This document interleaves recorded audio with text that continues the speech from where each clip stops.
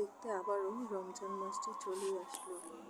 সবাইকে জানাই পবিত্র মাহে রমজানের অনেক অনেক শুভেচ্ছা। তো আমি এখানে সেহরি করে বারান্দায় দাঁড়িয়েছিলাম, আজান দিয়ে দিয়েছিল।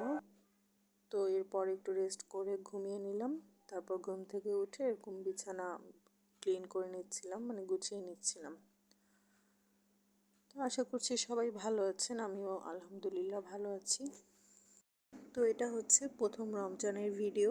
এখানে আমি সেহরির জন্য গরুর মাংস ভিজিয়ে রেখেছি, রান্না করব। তো চুলায় গরুর মাংসটা মেখে বসিয়ে দিলাম। খুব বেশি পরিমাণ রান্না করিনি, কারণ রমজানে আসলে ইফতার করার পর খাওয়ার মতো খুব বেশি পেটে জায়গাও থাকে না, ইচ্ছাও হয় না খেতে। তো অল্প করেই গরুর মাংস কষিয়ে সুন্দর করে রান্না করে নিলাম।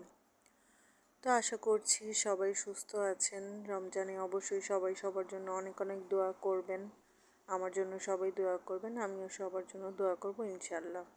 তো এখানে গরুর মাংসে আলু অ্যাড করে দিয়েছি, তারপর সুন্দর করে কষিয়ে একটু ঝোল দিয়ে শুকিয়ে রান্না করে নিলাম।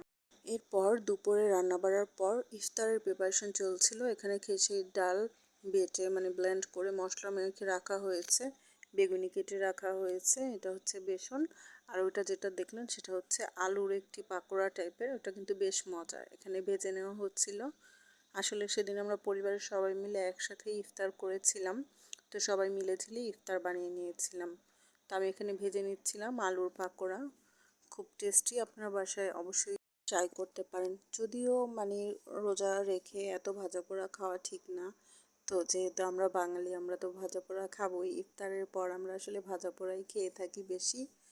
তো এখানে আলুর চপের জন্য আলু, আর এটা হচ্ছে ডিমের চপ হবে, ডিম দিয়ে সুন্দর করে আলু কোটিং করে নেওয়া হয়েছে আর কি। তো এরপর এক এক করে সব ইফতার আমরা ভেজে নিয়েছিলাম। এটা হচ্ছে আলুর চপ। তো এখানেও আলু চপ ভাজা হচ্ছে আরও। তো বেশ অনেকগুলোই করা হয়েছে। এখানেও পেঁয়াজুর জন্য দিয়ে দেওয়া হয়েছে। তো এরপর ভাজা শেষ হয়ে যাওয়ার পর এখানে আমরা খেজুর ধুয়ে নিয়েছি, পেয়ারা কেটে নিয়েছি, এক এক করে ফল, তারপর হচ্ছে এখানে পেঁয়াজ, কাঁচামরিচ, লেবু, অনেক কিছু একসাথে মানে মাখিয়ে খাওয়ার জন্য আমরা সবাই এভাবে মাখিয়ে খাই, মজা লাগে। তো দেখতেই পাচ্ছেন এরপর আমি শরবতটা বানিয়ে নিয়েছিলাম। খুব মজা হয়েছিল শরবতটা, দেখে অবশ্য বুঝতেই পারছেন, আসলে খুবই টেস্টি হয়েছিল। তো এখানে জিলাপি আনা হয়েছিল। ইফতারে আমাদের পরিবারের সবাই জিলাপি বা বুন্দিয়া যেটাকে বলে সেটা আমরা খুবই পছন্দ করি। তো এখানে দেখতে পাচ্ছেন সব ইফতারি ভাজা শেষ। এখানে ছোলা ভুনা করে নেওয়া হয়েছিল।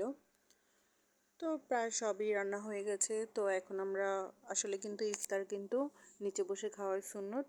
তো সবাই আমরা একসাথে পাটি বিছিয়ে নিচে সুন্দর করে খেয়ে নিয়েছি, ইফতার সম্পূর্ণ করেছি আলহামদুলিল্লাহ।